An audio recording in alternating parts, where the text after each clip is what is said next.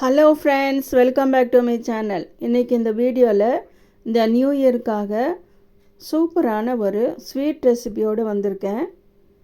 Bengali sweet ros bora. ஈஸியாக இந்த sweet ரெசிபியை செஞ்சிடலாம். வீட்டில் இருக்கிற ரவை சர்க்கரை வச்சு சூப்பராக அந்த ஸ்வீட் ரெசிபியை செய்யலாம். வாங்க, நியூ இயருக்கு கண்டிப்பாக இது நீங்கள் செஞ்சு கொடுங்க. உங்கள் எல்லாத்துக்கும் என்னுடைய புத்தாண்டு நல்வாழ்த்துக்கள். I wish you all a happy new year. இப்போ நான் ஒரு பவுலில் சர்க்கரை, ஒரு பவுலில் ரவை எடுத்துருக்கேன். வறுக்காத ரவை, வறுத்த ரவை எது வேணாலும் எடுத்துக்கலாம். இப்போ இந்த ரெசிபி செய்கிறதுக்கு ஃபஸ்ட்டு சர்க்கரை பாகு ரெடி பண்ணணும். அதனால் ஸ்டவ் ஆன் பண்ணி ஒரு பாத்திரம் வச்சு கொஞ்சமாக தண்ணி ஊற்றி நம்ம எடுத்து வச்சுருக்கிற சர்க்கரை இதில் போட்டு சர்க்கரை பாகு ரெடி பண்ணிக்கலாம். அதோடு நான் ஏலக்காய் கல்லில் இடித்து போட்டிருக்கேன், கொஞ்சம் போட்டிருக்கேன். அதுக்கப்புறமா இப்போ திருப்பி நான் போட போகிறேன். இந்த சர்க்கரை பாகு கம்பி பதம் எல்லாம் வேண்டாம், பிசு பிசுப்பு தன்மை இருந்தாலே போதும். அது வரைக்கும் இந்த சர்க்கரை பாகு ரெடி பண்ணிக்கலாம். பாருங்கள், தண்ணி நல்லா கொதிக்குது, சர்க்கரை பாகு ரெடி ஆயிடுச்சு. இப்போ ஒரு பிஞ்சு நான் சால்ட்டு போட்டுக்கிட்டேன். சால்ட்டு போட்டால் தான் அந்த ஸ்வீட்டோட டேஸ்ட்டை நமக்கு எடுத்து கொடுக்கும். இப்போ மீதி இருக்கிற ஏலக்காயும் நான் போட்டுட்டேன். போட்டு இது நல்லா மிக்ஸ் பண்ணிடலாம். சர்க்கரை பாகு சீக்கிரமாக ரெடி ஆயிரும். இந்த ஸ்வீட்டும் நம்ம சீக்கிரமாக ஈஸியாக செஞ்சிடலாம். நம்ம எப்பவும் குலோப் ஜாமுன் செய்வோம், அதுக்கு பதில் இந்த மாதிரி ஒரு ஸ்வீட் ரெசிபி டிஃப்ரெண்ட்டாக செஞ்சு கொடுங்க. அதுக்கப்புறமா ஸ்டவ் பற்ற வச்சு ஒரு கடாய் வச்சு நான் நெய் ஊற்றிருக்கேன். நீங்கள் நெய் இல்லைன்னா நீங்கள் எண்ணெய் கூட நீங்கள் ஆட் பண்ணிக்கலாம்.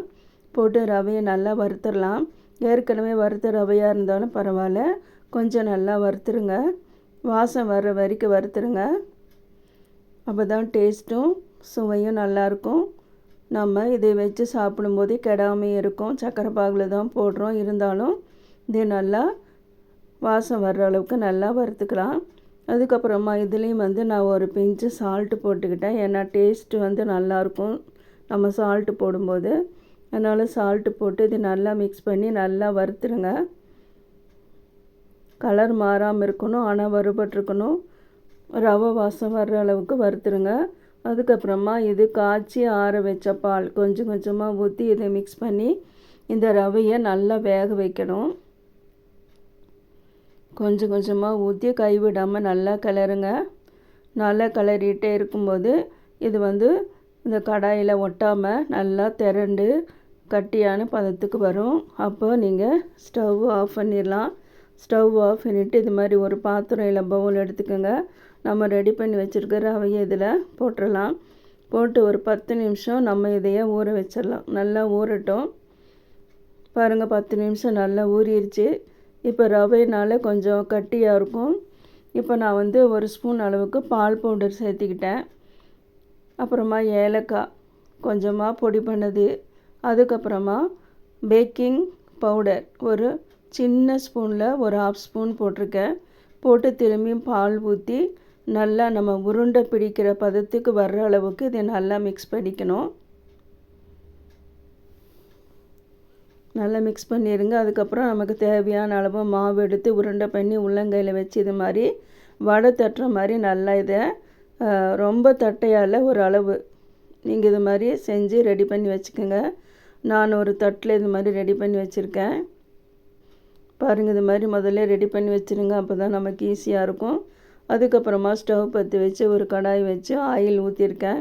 ஆயில் ஹீட் ஆனதும் நம்ம இதை போட்டு பொரித்து எடுத்துடணும். ஒவ்வொன்றா போட்டு இதையை பொரித்து எடுத்துடலாம். ஃபஸ்ட்டு எண்ணெயை நல்லா ஹீட் பண்ணிவிட்டு அதுக்கப்புறமா சிம்மில் வச்சு இதையை பொரித்து எடுத்துருங்க. உடனே நீங்கள் திருப்பி விடக்கூடாது. ரொம்ப நேரம் கழித்து தான் இதை நீங்கள் திருப்பி விடணும். திருப்பி விட்டு இது மாதிரி ப்ரௌன் கலர் ஆகிற வரைக்கும் நல்லா அதை ஃப்ரை பண்ணி எடுத்துக்கணும். ஃப்ரை பண்ணிவிட்டு நம்ம ரெடி பண்ணி வச்சுருக்கிற சர்க்கரை பாகில் இதில் போட்டு நல்லா ஊறணும். உடனே சாப்பிட முடியாது. ஒரு 2 மணி நேரம் நல்லா ஊறினாதான் நல்லா ஃப்ளஃபியாக நல்லா உப்பி வரும். சூப்பராக இருக்குங்க. ஈஸியான ஒரு ஸ்வீட் ரெசிபி. இந்த நியூ இயருக்கு எல்லோரும் நீங்கள் கண்டிப்பாக செய்யுங்க. கொஞ்சம்தான் ஊறி இருக்குது. இப்போ நல்லா ஊறிடுச்சு பாருங்கள். நல்லா பொசு பொசுன்னு நல்லா ஃப்ளஃபி மாதிரி பன்னு மாதிரி இருக்குது பாருங்கள். டேஸ்ட்டும் வந்து சூப்பராக இருக்கும். நம்ம வீட்டில் இருக்கிற ரவையும் சர்க்கரையும் வச்சு தான் செஞ்சுருக்கோம். இந்த ரெசிப்பியை நீங்கள் உங்களோட ஃப்ரெண்ட்ஸ் அண்ட் ரிலேட்டிவ்ஸ்க்கு ஷேர் பண்ணுங்கள். இதே மாதிரி ரெசிப்பியை நீங்கள் அடிக்கடி செய்யலாம். ஈஸியான ரெசிபி. அதிகமாக ஷேர் பண்ணுங்கள், சப்ஸ்கிரைப் பண்ணுங்கள்.